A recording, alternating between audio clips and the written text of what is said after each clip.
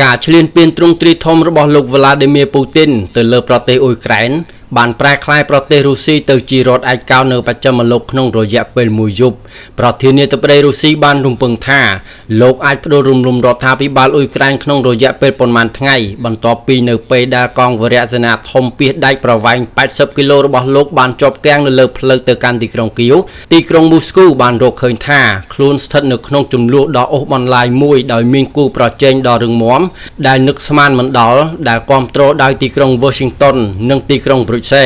សេដ្ឋកិច្ចរបស់ប្រទេសនេះត្រូវបានរងផលប៉ះពាល់ដោយកញ្ចប់ទណ្ឌកម្មដែលដឹកនាំដោយសហរដ្ឋអាមេរិកការកាត់ផ្តាច់ចេញពីប្រព័ន្ធទូទាត់អន្តរជាតិ SWIFT និងការចាក់ចេញរបស់ក្រុមហ៊ុនអន្តរជាតិយ៉ាងច្រើនឆ្នាំដំបូងនៃសង្គ្រាមបានមើលឃើញពីភាពឯកោដែលមិនធ្លាប់មានពីមុនមកសម្រាប់ទីក្រុងមូស្គូទីក្រុងមូស្គូទទួលបានភាពស្របច្បាប់ខ្លះមកវិញជាមួយនឹងការវិលត្រឡប់របស់លោកត្រាំទៅកាន់សេតាវិមានប៉ុន្តែចាប់ពីឆ្នាំ2022ដល់ឆ្នាំ2024ប្រទេសចិនបានបោះជំហានចូលទៅក្នុងភាពចន្លោះដោយក្លាយជាសម្ព័ន្ធមិត្តដ៏សំខាន់បំផុតរបស់រុស្ស៊ីអង្គការ NATO បានហៅទីក្រុងប៉េកាំងថាជាអ្នកជំរុញដ៏សំខាន់នៃសមត្ថភាពរបស់រុស្ស៊ីក្នុងការបន្តសង្គ្រាមរយៈពេល4ឆ្នាំវាជាយុទ្ធសាស្ត្រមួយដែលគ្រប់គ្រងដោយផ្ទាល់ដល់ទីក្រុងមូស្គូប៉ុន្តែអនុញ្ញាតឲ្យទីក្រុងប៉េកាំងទាញប្រទេសជិតខាងដែលចុះខ្សោយប៉ុន្តែនៅតែមានឥទ្ធិពលរបស់ខ្លួនចូលទៅក្នុងមជ្ឈមណ្ឌលភូមិសាស្ត្រនយោបាយរបស់ខ្លួននៅពេលនិយាយអំពីជំហរផ្លូវការរបស់ចិនលើការឈ្លានពានរបស់រុស្ស៊ីទីក្រុងប៉េកាំងនិយាយថាជំហររបស់ខ្លួនគឺស្របគ្នាលោកលីពេងយូអ្នកនាំពាក្យស្ថានទូតចិនប្រចាំទីក្រុង Washington DC បានប្រាប់ Newsweek ថាយើងមិនបាញ់ឆេះអណ្ដាតភ្លើងហើយក៏មិនស្វែងរកផលប្រយោជន៍ពីវិបត្តិនេះដែរហើយយើងក៏មិនទទួលយកការស្ដីបន្ទោសដែរប្រទេសចិននឹងបន្តដើរតួនាទីស្ថាបនាតាមមធ្យោបាយរបស់ខ្លួនដើម្បីបន្ធូរបន្ថយស្ថានភាពមនុស្សធម៌នៅក្នុងប្រទេសអ៊ុយក្រែនប៉ុន្តែលោក Vladimir Nobovic អ្នកស្រាវជ្រាវជាន់ខ្ពស់នៃកម្មវិធីភាពធន់ប្រជាធិបតេយ្យនៃមជ្ឈមណ្ឌលវិភាគគោលនយោបាយអឺរ៉ុបបានមានប្រសាសន៍ថាទីក្រុងប៉េកាំងបានដើរតួនាទីយ៉ាងសំខាន់ក្នុងការពង្រីករឿងរ៉ាវរបស់វិមានក្រំឡាំងជាពិសេសនៅក្នុងប្រទេសកំពុងអភិវឌ្ឍផ្នែកមួយនៃរឿងនោះគឺជាទស្សនៈការទូតលោកពូទីនបានផ្ដល់តួនាទីលេចធ្លោទៅក្នុងព្រឹត្តិការណ៍សកលសំខាន់ៗរបស់ប្រទេសចិនដូចជាកិច្ចប្រជុំកំពូលមេដឹកនាំអង្គការសហប្រតិបត្តិការសៀងហៃកាលពីឆ្នាំមុនក្នុងដំណើរទស្សនកិច្ចទៅកាន់ទីក្រុងប៉េកាំងកាលពីខែកញ្ញាលោកត្រូវបានប្រកល់កៅអីកិត្តិយសនៅក្នុងក្បួនដង្ហែយោធាទិវាជ័យជំនះនៅក្បែរប្រធានាធិបតីចិនស៊ីជីនពីងអ្នកវិភាគនិយាយថាការមានលោកពូទីននៅក្បែរលោកស៊ីគឺជាសញ្ញានៃកម្លាំងរបស់ប្រទេសចិនចំពោះទស្សនិកជននៅទូទាំងសកលលោកខាងត្បូងលោក Alessandro Arduino សហការីនៅវិទ្យាស្ថានសេវាកម្ម Royal United បាននិយាយថាវាបង្ហាញពីការលេចចេញជារូបរាងរបស់ទីក្រុងប៉េកាំងជាបង្គោលនៃស្ថិរភាពប្រឆាំងនឹងសម្ពាធរបស់លោកខាងលិចប្រទេសចិនក៏មានសារៈសំខាន់ផងដែរក្នុងការរក្សាសេដ្ឋកិច្ចសម័យសង្គ្រាមដែលត្រូវបានដាក់ទណ្ឌកម្មយ៉ាងខ្លាំងរបស់រុស្ស៊ីឲ្យនៅរស់រដ្ឋទាំងពីរសម្រេចបានកម្រិតពាណិជ្ជកម្មខ្ពស់បំផុតជាមួយនឹងលំហូរអ៊ូស្មាននិងប្រេងរបស់រុស្ស៊ីដែលមានការបញ្ចុះតម្លៃនិងការនាំចេញគ្រឿងបន្លាស់និងបច្ចេកវិទ្យាស៊ីវិលរបស់ចិនដែលអាចយកទៅប្រើប្រាស់ក្នុងវិស័យយោធាលោក Arduino បានមានប្រសាសន៍ថាប្រទេសចិនបានលេចចេញជាខ្នងបង្អែកសេដ្ឋកិច្ចដែលមិនអាចខ្វះបានរបស់រុស្ស៊ីដែលស្រូបយកការនាំចេញថាមពលផ្គត់ផ្គង់ទំនិញប្រើប្រាស់បានពីរយ៉ាង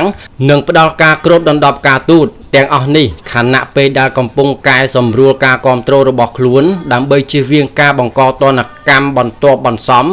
ឬការឆ្លងកាត់ខ្សែបន្ទាត់ក្រហមនៃជំនួយយោធាដោយផ្ទាល់ហើយមិនដូចសម្ព័ន្ធមិត្តរបស់រុស្ស៊ីគឺអ៊ីរ៉ង់និងកូរ៉េខាងជើងដែលជាសម្ព័ន្ធមិត្តបង្កសង្គ្រាមនោះទេប្រទេសចិនបានជៀសវាងការផ្គត់ផ្គង់ជំនួយយោធាដោយផ្ទាល់ដល់ប្រទេសជិតខាងភាគខាងជើងរបស់ខ្លួនដោយអនុញ្ញាតឲ្យខ្លួនរក្សាភាពមិនច្បាស់លាស់ខាងយុទ្ធសាស្ត្រនិងជៀសវាងការដាក់ទណ្ឌកម្មបន្ទាប់បន្សំរបស់សហរដ្ឋអាមេរិកសហភាពអឺរ៉ុបជឿជាក់ថាខណៈពេលដែលប្រទេសចិនមិនត្រូវបានគេជឿជាក់ថាកំពុងផ្គត់ផ្គង់អាវុធដែលផលិតរួចជាស្រេចដល់ប្រទេសរុស្ស៊ីក្នុងទ្រង់ទ្រាយធំប្រទេសចិនផ្គត់ផ្គង់រហូតដល់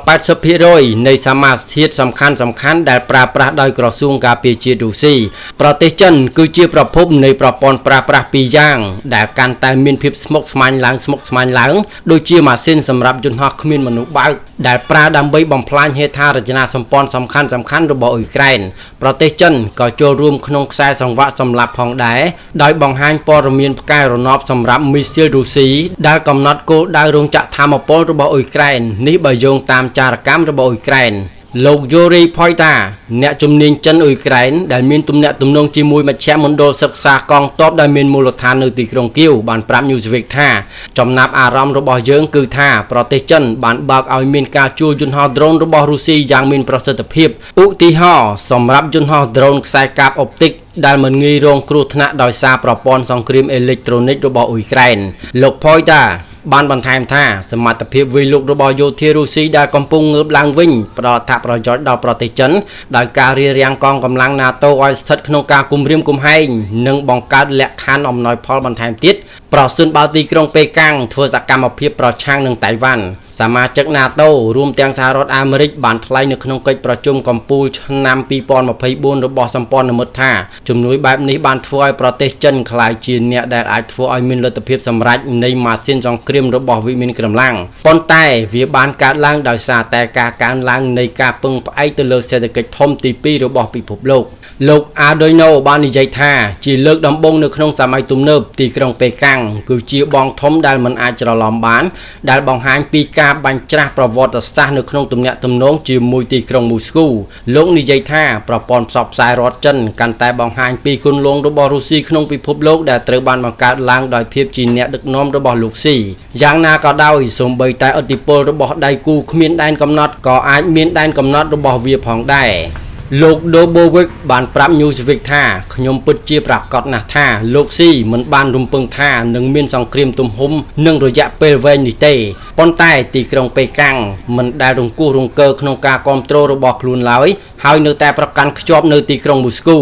វាបានមើលឃើញថាហានិភ័យខ្ពស់គ្រប់គ្រាន់ហើយច្បាស់ណាស់ថាមិនចង់ឲ្យសម្ព័ន្ធមិត្តរបស់ខ្លួនចាញ់ឡើយហើយឲ្យលោកខាងលិចតស៊ូនិងឈ្នះចំណងដ៏ស្អិតរមួតនេះបានបន្តពេញមួយសង្គ្រាមអ្នកទាំងពីរបានសន្ទនាគ្នាតាមវីដេអូកាលពីខែកុម្ភៈជាកន្លែងដែលលោកស៊ីបាននិយាយថាអ្នកទាំងពីរបានដឹកនាំទំនាក់ទំនងចិនរុស្ស៊ីទៅកាន់ដំណាក់កាលអភិវឌ្ឍថ្មីលោកបានអំពាវនាវឲ្យពង្រឹងចំណងមិត្តភាពបន្ថែមទៀតលោកពូទីនបានបន្តអារម្មណ៍នេះដែរដែលលោកបាននិយាយថាទំនាក់ទំនងរបស់ទីក្រុងមូស្គូជាមួយទីក្រុងប៉េកាំងគឺជាកត្តាស្ថិរភាពដ៏សំខាន់មួយក្នុងចំណោមភាពចលាចលកាន់តែកើនឡើងនៅក្នុងពិភពលោក